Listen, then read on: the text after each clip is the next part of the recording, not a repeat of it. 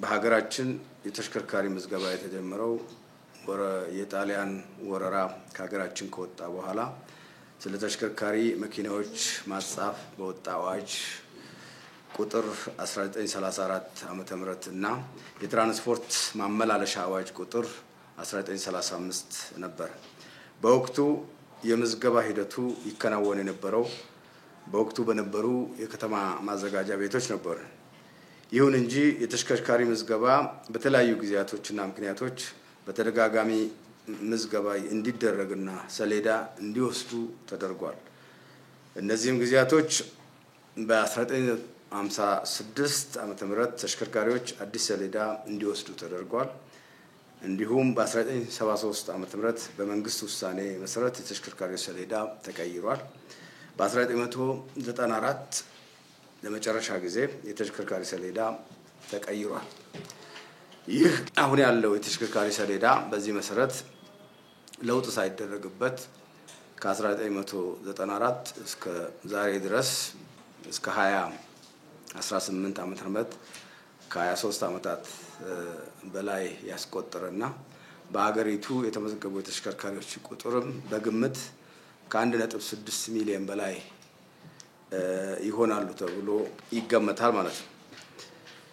አሁን ስንጠቀምበት ያለውን የተሽከርካሪ መለያ ሰሌዳ መቀየር ለምን አስፈለገ ወደሚለው ስንመጣ በቀድሞ የትራንስፖርት አዋጅ ቁጥር 468/1997 መሰረት ሲሰጡ የነበሩ የተሽከርካሪ መለያ ቁጥር ሰሌዳ አይነትና ምልክቶች አመራረት፣ አሰረጫጨትና አወጋገድ ወቅቱ ከሚጠይቀው ተጨባጭ ሁኔታና የአገልግሎት አሰጣጡ ከዘርፉ እድገት ጋር ያልተጣጣመ በመሆኑ ሀገራችን ተቀብላ ካጸደቀቻቸው ዓለም አቀፍ ስምምነቶችን ያካተተ አለመሆኑ አሁን ከደረስንበትና ወደፊት ዓለም ከሚደርስበት የመንገድ ትራንስፖርት አገልግሎትና እድገት አንጻር አብሮ የሚሄድ ባለመሆኑ የአገልግሎት አሰጣጡ ምልልስ የበዛበት ሀብትና ጊዜን የሚያባክን በመሆኑ ተገልጋዩን ያላረካ ለሙስናና መልካም አስተዳደር ችግር የተጋለጠ በመሆኑ የማምረትና የማሰረጫጨት ሰንሰለቱ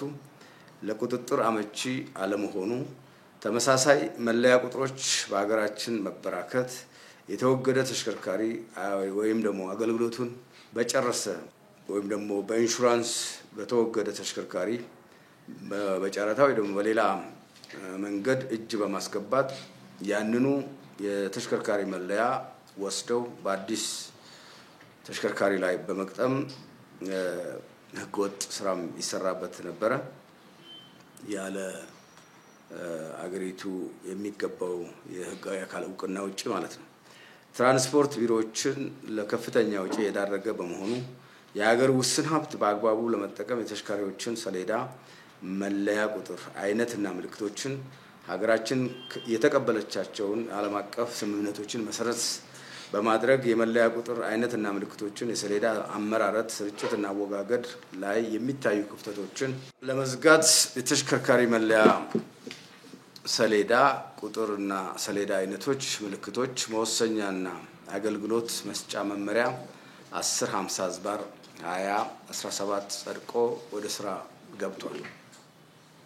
ከዚህ አንፃር አሁን አዲስ ወደ ስራ ልናስገባው ያቀድነው ሰሌዳ የነባሩን ችግር ከመፍታት አንፃርና አሁን ዓለም ከደረሰበት በተለይ ከዲጂታል ዓለሙ ጋር ከመጣጣም አንፃር ምን ይዞ እንደመጣ ቀጥያ ያቀርባል። በሀገራችን የመንገድ ትራንስፖርት አገልግሎት ዘርፍ ደህንነቱ የተረጋገጠና የተጠበቀ እንዲሆን በከፍተኛ የምርት ጥራት አቅርቦትን ማረጋገጥ፣ የአገልግሎት አሰጣጡን ቀልጣፋና ውጤታማ ማድረግ፣ የተገልጋዩን እርካታ ለማረጋገጥ በሚያስችል መልኩ ዓለም አቀፍ ስምምነቶችን መሰረት በማድረግ የወል ትርክት በሚፈጥር ወይ ደግሞ አሰባሳቢ ትርክትን በሚፈጥር መልኩ መዘጋጀቱ የተሽከርካሪ ሰሌዳ አመራረት፣ ስርጭትና አወጋገድ ሀገር አቀፍ ወጥነት በቴክኖሎጂ የተደገፈ የአሰራር ስርዓት እንዲኖር የሚያስችል ነው። በተጨማሪም ድርጅቶች ወይ ደግሞ ታዋቂ ግለሰቦች ሰሌዳን በሚፈልጉት ስም ድርጅት ወይ ደግሞ አይነት በማዘዝ ማሳተም የሚችሉበትንም ሁኔታ የፈጠረ ነው አዲሱ የተሽከርካሪ መለያ ሰሌዳ።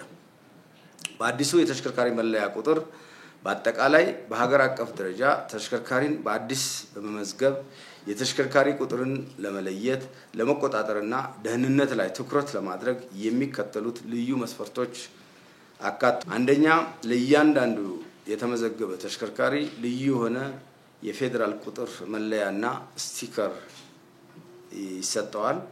ዓለም አቀፍ ስምምነቶችን መነሻ በማድረግ ሁለተኛው በደረጃ በመጠንና በንድፍ ወጥነት እንዲኖረው ማድረግ።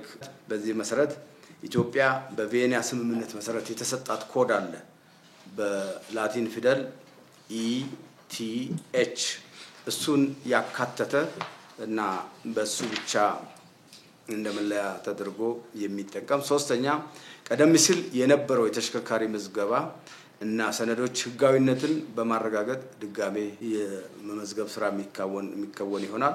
አራተኛ በግልጽ የሚታይና በተለያዩ የብርሃን ሁኔታዎች ውስጥ በግልጽነት የሚታይ እንዲሆን አንጸባራቂ ምልክቶችን እና ምስጢራዊ ነገሮችን ያካተተ መሆኑ። አምስተኛ በግልጽ የሚነበብ ህብረተሰቡ የሚያነበው እና ህግ አስከባሪዎች ብቻ የሚያነቡት በግልጽ የፊደሎች አቀማመጦች እንዲኖት መቻሉ። እዚህ ጋር ማንኛውም ዜጋ የሚያዩ ቁጥሮችና ፊደሎች አሉት።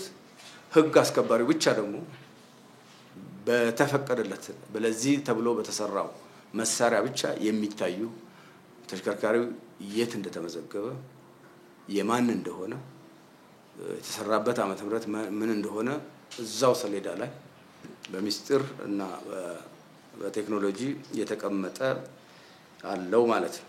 ስድስተኛ የማጭበርበርን ወይ ደግሞ ፎርጀሪን ለመከላከል እንደ ሆሎግራም የውሃ ምልክትና የማይክሮ ጽሁፍ ያሉት ምስጢራዊ ጽሁፎችን ያሉት የደህንነት ባህሪያትን እንዲያካትት የተደረገ ነው። ስለዚህ ኮፒ ማድረግ አይቻልም። ከታርጋ ከሰሌዳው ጋር ከሚታሰረው ሰሌዳ ጋር በቀጥታ የሚገናኝ ሰባተኛ ላይ የተቀመጠው በቀላሉ ከሲስተሙ ወደ ዲጂታል ጋር ተናባቢ የሆነ እንደ ባርኮድ QR ኮድ ወይም ደግሞ RFID ወይም ቺፕስ ለአስተማማኝ ዲጂታል መዝገቦችና ክትትል መጠቀም መቻሉና ስምንተኛ ለከባድ የአየር ሁኔታ በመቋቋም የሚችሉ ዘላቂ ቁስን መጠቀም መቻሉ። ዘጠነኛ ጥራቱን በተጠበቀ መልኩ ወጪ የሚቆጥብ መሆኑና አስረኛ ተሽከርካሪው ተመዝግቦ እስኪወገድ ድረስ በአንዳንድ ሰሌዳና የፊት ለፊት መስታወት ወይም ዊንድሼድ ላይ የሚለጠፍ ስቲከር አለው ማለት ነው። ስቲከሩና ሰሌዳው ይናበባል። ይህን አዲሱ ተሽከርካሪ መለያ ቁጥር ወይም ደግሞ ታርጋ በሚመረትበት ወቅት የተካተቱ ልዩ ልዩ ባህሪያት RFID QR ኮድ ምልክቶችን ወይም ኮዶችን ተጠቅመው ማንበብ የሚያስችሉ ቴክኖሎጂዎችን ማንበቢያ ስልጣን የተሰጣቸው አካላት ብቻ በትራንስፖርትና ሎጂስቲክስ ሚኒስትሩና ውክልና ከሚሰጣቸው ክልሎችና የከተማ አስተዳደሮች የትራንስፖርት እና የህግ አስከባሪ አካላት ውጪ መረጃን የመመዝገብ የመዘገበውን አካል እንዲያዩ መረጃ እንዲያስተካክሉና ተሽከርካሪውን እንዲያስወግዱ ማድረግ አይችሉም። በተሽከርካሪ መለያ ላይ መረጃ የሚይዙት RFID እና QR ኮድ እና እነኚህን የመሳሰሉት የሚከተሉትን መረጃዎች ይይዛሉ። የተሽከርካሪ መለያ ቁጥር የሰሌዳውን ቁጥር ይይዛሉ። የተሽከርካሪ መለያ ቁጥር ታርጋ የምርት መለያ ቁጥር አለው። የተሽከርካሪ ባለቤት ሙሉ ስም አለው። የተሽከርካሪ ባለቤት አድራሻ፣ የነዋሪ ቦታ፣ ክልል፣ ዞን፣ ወረዳ የመሳሰሉት ዝርዝር መረጃ ስልክ ቁጥሩን ጨምሮ አሉት። የተሽከርካሪ ምዝገባ ማረጋገጫ ምስክር ወረቀት ሰጪ አካል፣ የተሽከርካሪ ምዝገባ ልዩ መለያ ቁጥር፣ የተሽከርካሪ ሞተር ቁጥር፣ የተሽከርካሪ ሳንሲ ቁጥር፣ የተሽከርካሪ ምድብ ነዳጅ ታዳሽ ነዳጅ ነው የሚሰራው ወይስ ታዳሽ ነው የሚሰራው፣ የተሽከርካሪ የሚሰጠው አገልግሎት ለህዝብ ትራንስፖርት ለቃ ሚሊዮን ሁሉ ወይ ደግሞ የግል የመንግስት፣ የተሽከርካሪ ቴክኒክ ፍተሻ ሁኔታ ትክክለኛነትን እዚህ ተሽከርካሪ ቴክኒክ ፍተሻን ማጭበርበር አይቻልም ማለት ነው። እዛ በሲስተም የታሰረ ይሆናል። የተሽከርካሪ ሶስተኛ ወገን ኢንሹራንስን እንዲሁ፣ የተሽከርካሪ አደጋ መዝገብ፣ የተሽከርካሪ የተመዘገበበት ቦታ የነኝን ሁሉ ያካተተ መረጃዎች ይኖሩታል። በአጠቃላይ ተሽከርካሪው ሰሌዳውን ለጥፎ ጠቅላላ ህይወት ታሪኩን የሚከታተል ይሆናል። ባለቤትነት ሲቀየርም እንዲሁ በዛው አብሮ ይቀየር፣ ታርጋ ይቀየር፣ እዛው ላይ ሲስተም ላይ እነዚህ መስራይ ጉዳዮች ላይ የሚቀየሩ ይሆናል ማለት ነው እንጂ የአገልግሎት ዘርፍ ስለተቀየረ ወይ ደግሞ ባለቤት ስለተቀየረ ታርጋ አንቀያይርም ማለት ነው፣ ወይ ደግሞ ሰሌዳውን አንቀያይርም ማለት ነው። ፊክስ የሚደረጉ ነገሮች የሚቀየሩ ነገሮች በሲስተም የሚቀየሩ ይሆናሉ። በአጠቃላይ የተሽከርካሪዎች የመለያ ቁጥር ሰሌዳ አይነቶችና ምልክቶች መወሰኛና የአገልግሎት አሰጣጥ መመሪያ ቁጥር 1050/2017 ከዚህ ቀደም የነበሩ ክፍተቶችን በመዝጋት ከላይ የተዘረዘሩትን ዓለም አቀፍ የቴክኒካል መስፈርቶችን አካቶ የያዘ ነው።